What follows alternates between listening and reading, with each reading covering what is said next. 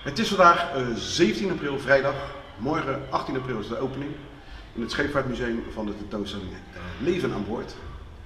Het is weer een klusje wat wij gedaan hebben, Theo Braams Projecten BV. Het was een redelijk zware bevalling. In een hele korte tijd hebben we heel veel gedaan. We hebben een tentoonstelling gemaakt, een film, een app die je meekrijgt in de tentoonstelling. Echt in een razend tempo heel alles moeten doen. Ik ben ook redelijk kapot nu. Ik ga even mijn rust nemen vanaf nu, even een tijdje. Maar het resultaat mag er zijn en ik ben tevreden. Ik zal even heel snel proberen uit te leggen hoe het in elkaar zit. Dus zoals ik zei, het leven aan boord is het thema. Dat kreeg ik half december te horen vorig jaar. Dat is een vrij korte termijn dus. Toen ben ik gaan verzinnen. Ik denk, ik ga er een spel van maken, een bordspel. Vervolgens ga je dan tekenen en ga je het verzinnen en uiteindelijk heb je dan dit. Maar het bordspel is wel heel, je loopt als het ware fysiek echt door een bordspel. Allereerst worden de spelregels aan je uitgelegd door Nienke, dat doet ze erg goed. Dat zal ik nu niet starten, want dat maakt allemaal herrie. Vervolgens ga je beginnen en dan pak je dus vanaf de lade pak je een emmer. En in die emmer zit je spel. Dat is een beetje te zien al. Dus je pakt je emmer, die moet je heel de toer moet je die meenemen. Die wordt opgeladen als je ze weer terugzet. Nou, als je die emmer, die kan je starten. Dat zal ik je even laten zien. Ik zal het niet helemaal doen, want dan moet je het keer zelf gaan kijken. Maar je start het spel. Je bent Nederlands. Je bent boven de 6. En dan zie je hier ga je dobbelen.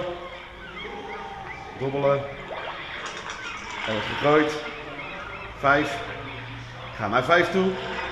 Dan pak je een kaartje. Dan krijg je een vraag. Op een VOC-schip werken ongeveer 300 mensen. Hoeveel op de Asia? Nou, de Asia staat daar. En je kunt dus het antwoord daar vandaan halen. Nou, ik denk 15. Yeah, ik heb het goed. 15 man, zo'n groot ding. Op die VOC-schip werkten er 300. Nou, dan kan je nog wat informatie navragen. En zo ga je naar de volgende vraag. Enzovoort. Zo word je eigenlijk door heel de tentoonstelling geleid. Nou, de tentoonstelling is een soort, zoals we zeiden, een spelbord waar je overheen loopt. Doorheen loopt, overheen loopt. In alle antwoorden die gesteld worden in de app of in de emmer, de puts, die kun je terugvinden in dit soort vitrinetjes. Met de tekst. Dus je moet echt wel een beetje op zoek gaan naar je antwoorden. Zo, kijk.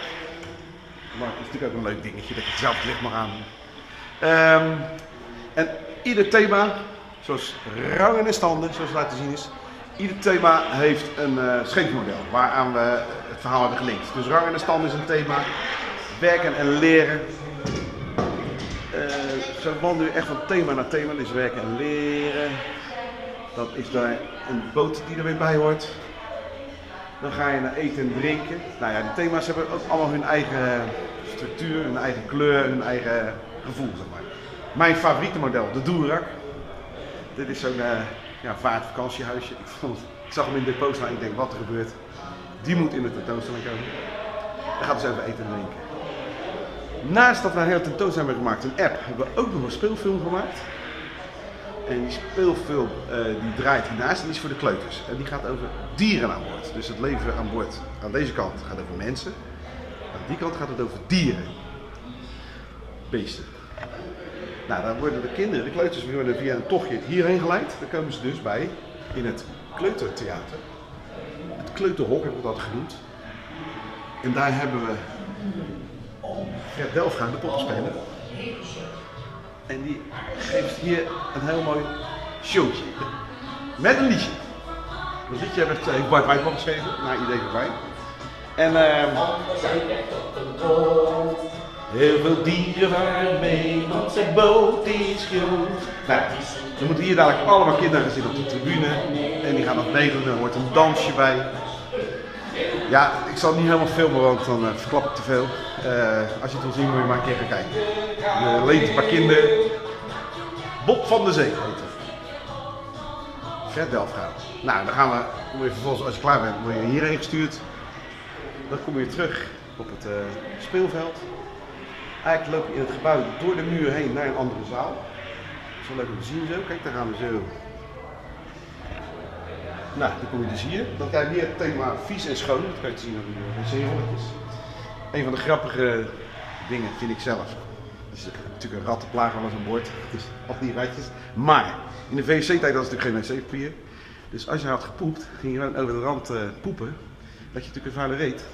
En dan hing er zo'n stuk touw overboord, gewoon in de zee. Dat was dan lekker nat. Dat pakte je en dan veegde je zo je kont af. Iedereen met dezelfde stukken. Als je klaar was, gooi je weer overboord, dan spoelde je weer lekker door de zee, lekker schoon. Dus hygiëne in de VOC-tijd. En zo'n ding heet een allemansend. Ja. Nou, er zitten hier en daar ook nog wat kreten, schoon schip maken. Nou, dus, alle problemen die in de weg zitten opruimen.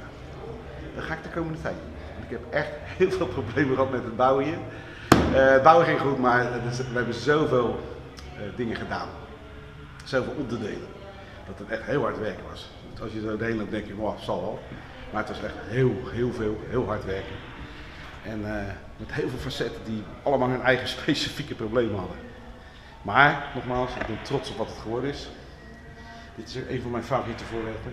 Een van de eerste duikboten. Die schijnt van de Nederlandse marine geweest te zijn, dat weet ik niet zeker. Oh ja, hier is ook nog wel een grap dingetje. Ik ben meer van de knipoog, want die zijn nogal serieus. Dus ik heb er even nog wel een plak kots in de vitrine bij gedaan. Het gaat over zeezie. Dit is een plakje kots in de tentoonstelling. Dat werd gelukkig goedgekeurd.